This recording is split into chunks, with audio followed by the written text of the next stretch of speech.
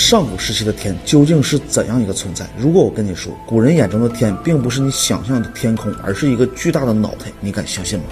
这是甲骨文中天字的写法，这是甲骨文中人字的写法。让人奇怪的是呢，为什么人字头顶上会出现一个圆形的物体？它究竟代表的是什么？难道说远古时期的天其实就是一个有形的实体吗？今天我们就来聊聊这个故事。大家想要和我一起做同款视频，打造自己的 IP 账号看完视频可以来找我。在2009年，历史学博士李卫东他就围绕这个甲骨文的文字推导出一个惊人的结论：在上古时期，地球上曾经发生过一场惊天动地的巨变。这场天地的巨变不仅摧毁了上一个文明的痕迹，甚至还彻底改变了人们对于天这个认知。所以天倾西北，地陷东南，共工触山，女娲补天等等一系列的神话故事，就是这场大灾难的真实记录。而这所有的一切真相似乎都隐藏在这个甲骨文的文字中。不仅如此李卫东博士还在整理一系列的上古神话故事之后，经过多年的潜心修炼后，认为古人口中的天，它不仅是个有形的实体，而且能导致那场天地巨变的原因似乎都指向于那颗毫不起眼的星球月球。这种脑洞大开的言论，它一经公布之后，立刻引起了轩然大波。如果没有带历史学博士的头衔，恐怕这种言论它早已经淹没在万千学者的口水中。那么李卫东博士他究竟发现了什么？为什么古人口中的天和月球有关呢？为什么自从天柱崩塌、绝地天通的神话故事之后，古人才有了对天的崇拜？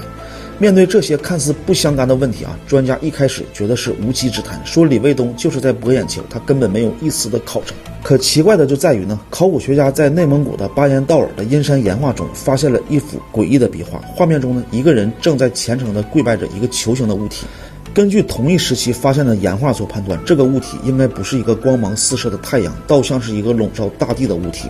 如果按照李卫东博士的推论，远古时期那个天是个有形的大地的话，似乎倒也可以能自圆其说。因为古人在创造甲骨文时运用了大量的象形思维，通过甲骨文能渐渐地看到数千年前的场景，所以想要破解这个谜团，还要回到古老的神话中去寻求答案。但是问题在于呢，在华夏上古神话中，除了有关于大量太阳的故事之外，几乎没有出现过关于月亮的神话记载，而月亮的出现也只是在后期才加进去的。盘古、共工、祝融、伏羲、黄帝、蚩尤、神农等等，在所有关于他们的神话之中，也没有关于月亮的记载，这显然很不符合常理。难道说在远古时期并没有出现过月亮吗？